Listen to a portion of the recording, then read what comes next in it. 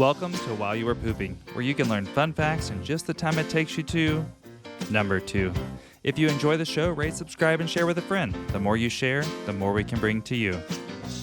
Today we're measuring up a topic that stretches across borders and units. Why does the U.S. stick to the imperial system when most of the world calculates in metric? Let's dive into the historical tape measure and see why the U.S. measures differently. While you were pooping, yeah. While you were pooping, while you were pooping, yeah. While you were pooping. The story starts in the late 18th century. The U.S., freshly independent, was forging its identity, and that included how it measured the world. At the time, the metric system proposed by France during its revolution was just taking shape. Meanwhile, the U.S. inherited the British imperial system, using feet, pounds, and gallons. So why not switch to metric? Early on, there was little incentive.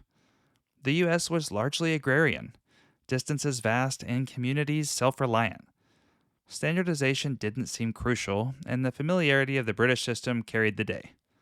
Additionally, the political climate was cautious of adopting anything that seemed too closely tied to Europe, especially revolutionary France.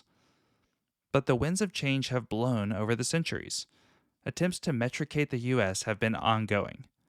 The Metric Act of 1866 allowed for voluntary use of the metric system, and by 1893, the Mendenhall Order attempted to align U.S. measurements more closely with the metric standards by defining customary units in terms of metric units. Fast forward to 1975, and the U.S. passed the Metric Conversion Act, establishing a voluntary conversion plan. And yet, despite these efforts, adoption has been slow.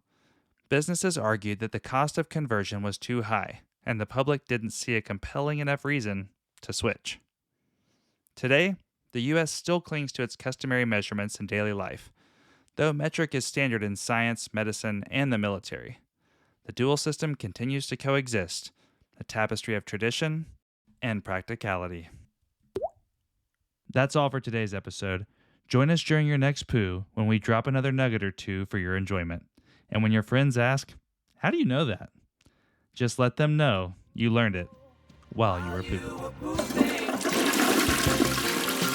Yeah, while you were pooping, while you were pooping.